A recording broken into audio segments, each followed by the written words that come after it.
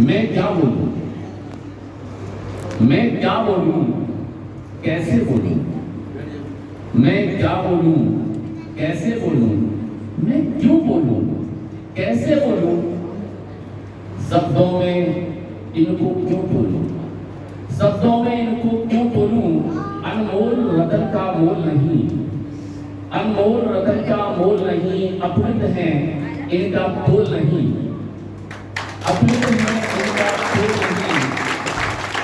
फिर क्यों तोलूं, कैसे तोलूं, फिर क्यों तोलूं, कैसे तोलूं, ऐसे वैसे मैं क्यों बोलूं, ऐसे हैं वैसे हैं क्यों बोलूं, मैं क्या बोलूं, कैसे बोलूं, मैं क्या बोलूं और क्यों बोलूं। जब सब लोग बोल गए ये तो बस यूं ही जोड़ तोड़ के शब्द बना लिए थे, लेकिन अभी भैया आए थे, उन्होंने कहा था बड़ी लंबी कहानी है। मेरी कहानी उतनी लंबी नहीं है। मेरी कहानी शुरू हुई थी 2013 में। 2013 का वो साल जब चंदेरी से गोहद आया या गोहद पटका गया, फेंका गया, जो भी हुआ। आप लोग ये जो हॉल में बैठे हैं ना, आप लोग जो आगे की तरफ बैठे हैं, उनसे मैं कहूंगा कि जरा इस तरफ देखिए, जो इधर बैठे हैं वो पीछे देखिए। आपको एक आयताकार रचना दिख रही है जिस पर ये छत टिकी हुई है, देख रहे हैं सब लोग इस स्तंभ को और कुछ स्तंभ को। अगर ये स्तंभ यहाँ से हटा लिए जाए तो क्या छत टिक पाएगी, राणा जी टिक पाएगी। तो आप समझ गए होंगे क्या कहने वाला हूं। सच ये है कि इस प्रकार के साथी अधिकारी मिलना किसी कार्यालय प्रमुख के लिए सौभाग्य की बात होती है। और मैं उनमें से एक सौभाग्यशाली हूं। बहुत कुछ है कहने को, बहुत कुछ है महसूस करने को, लेकिन मैं खुश हूं। अपने जीवन के अगर 100 साल माने जाए तो 100 वर्षों में से एक व्यक्ति अपने 38 साल, सुनहरे 38 साल, वो सुनहरे 38 साल जो फिर कभी नहीं आने वाले, वो सुनहरे 38 साल शासन के लिए देता है। तो अब जब वह शासकीय सेवा से मुक्त हो रहा है, शासकीय सेवा से रिटायर हो रहा है, तो उसे पूरा हक है कि वो दुनिया देखे।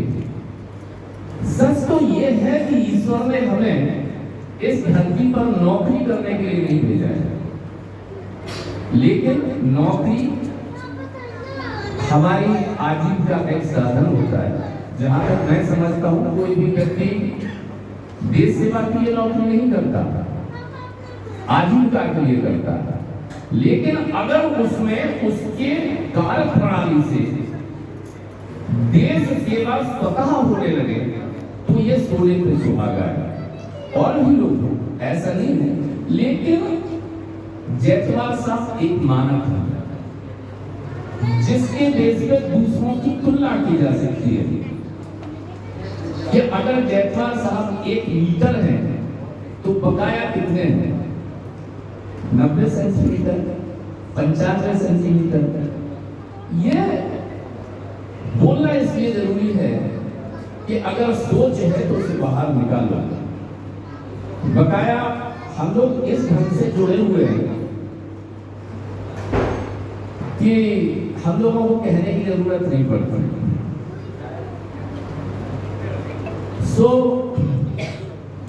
मैं तो ये कहूंगा कि आपने बहुत ही तन्मयता से नौकरी की है, ईमानदारी उसमें आपका एक गुण था जो कि आजकल बहुत प्रचलन में नहीं है। तो उसके बाद मैं कुछ नहीं बोलूंगा। यहाँ बैठे लोगों से भी नहीं कहूँगा कि आप सब लोग ईमानदार बन जाए, क्योंकि मैं ये नहीं चाहता कोई बिना स्कूटी के घूमे। मैं ये भी नहीं चाहता कि कोई बिना किसी कार के घूमे। सो ये वाला गुण आप लोग ग्रहण मत कीजिएगा जयपाल साहब से, ये मत निकाला। बट मैं जयपाल साहब से ये कहूँगा कि आपने ये समय बहुत अच्छा गुजारा है।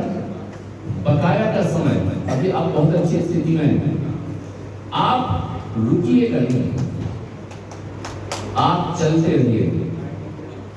अगर आप नहीं चलेंगे, किसी ने बोल दिया आप आगे नहीं बोल, अगर आप नहीं चलेंगे तो आप स्वस्थ नहीं रहेंगे। मुझे बहुत चिंता है आपकी स्वास्थ्य की। बकाया तो सरकार ने व्यवस्था करेगी, अब नए लोगों को थोड़ा मुश्किल हो रही है, लेकिन सरकार ने व्यवस्था कर दी। आप, मेरा सुझाव है कि भाभी जी को लेके और 6 महीने के लिए निकल जाए कीजिए, घूमिए। बहुत कुछ है दुनिया में देखने के लिए, बहुत कुछ। नहीं तो एक समय बाद, ठीक है, जब सबको पहुंचना होता है परम पिता परमात्मा के पास, सब जाते हैं, मैं भी जाऊंगा, सब जाएंगे यहाँ बैठे हुए। वहां जब हम जाएंगे और ईश्वर हमसे पूछेगा, क्यों राजीव आपको स्वर्ग कैसा लगा, तो मुझे लगेगा कि यार क्या वही स्वर्ग था क्या, मैं तो सोच रहा था कि ऊपर जाएंगे। सो प्लीज, आपने बहुत कमा लिया सारे, मुझे लगता है आपने अपनी लाइबिलिटीज पूरी कर ली है। तो बच्चे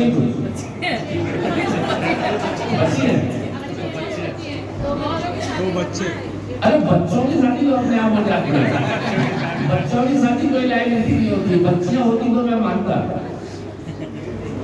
तो आप तो निकालिए अपना झोला, टांगिए कंधे पर और निकल जाइए। भैंस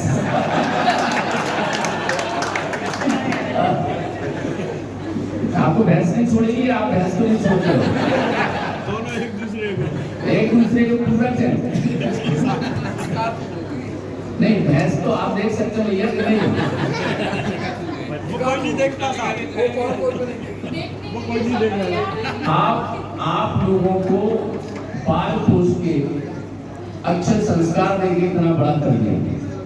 अब आपका दायित्व है कि आप इन्हें इनके दायित्वों से मुक्त करें और इन्हें जाने दें। हमने एक बहुत अच्छी किताब पढ़ी थी, उसमें उस किताब का शीर्षक अगर हिंदी में कहें तो वो था मलाल। जब आदमी ऊपर जाने के ठीक पहले सोचता है, यार ये करना था, मैं कर सकता था, लेकिन कर नहीं पाया। सो मैं यहाँ बैठे हुए सभी लोगों से कह रहा हूँ कि ऐसा कुछ मत छोड़िए कि जब हम यहाँ से जा रहे हो तो हमें मन में एक मलाल रह जाए कि मुझे कश्मीर जाना था। जा सकते थे, किसने रोका था, लेकिन सबके घरों में ऐसी भैंसें बंधी हुई हैं। तो इन भैंसों से मुक्ति पाइए, एक स्वर्णिम भविष्य के लिए मेरी जयपाल साहब को और भाभी जी को बहुत शुभकामनाएं हैं। और मैं उनके परिवार से, विशेषकर उनके अविवाहित बच्चों से कहेंगे कि प्लीज उन्हें जाने दें, उन्हें घूमने दें। बहुत कुछ कह दिया था सबने। अब मैं एक छोटा सा गाना गुनगुनाऊंगा आपके लिए। अभी